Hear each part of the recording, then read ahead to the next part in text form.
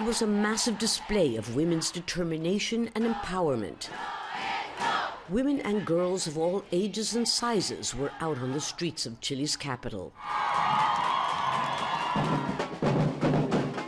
Mothers brought their young daughters in huge numbers. Among them, 10-year-old Dominique de la Fuente. I used to have very low self-esteem, but then I started seeing on the social networks that women are strong. That changed me. For the adult women here, the right to safe abortion was also high on the agenda. A draft constitution was rejected here last year, and now it's back on the drawing board, but this time without guarantees of legal abortion and gender parity.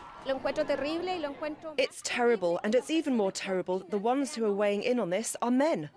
But it's not a done deal. The tens of thousands of women who have come out onto the streets of Santiago and other parts of the country are sending a very, very clear message that they will not settle for anything less than gender parity and the right to decide over their own bodies. And that's something that lawmakers and the ones who are going to write this country's next constitution will have to take into account. Women's rights have advanced in recent years in Chile. But we don't have the same opportunities as men of my age, so I'm here with my friends to speak out for myself and the many women who can't because they were murdered. Women like Marjorie Palma. Her mother says she was strangled, beaten, and stabbed to death by her boyfriend last August. I'm asking for a life sentence for her murderer who killed her out of jealousy. There was nevertheless a party atmosphere.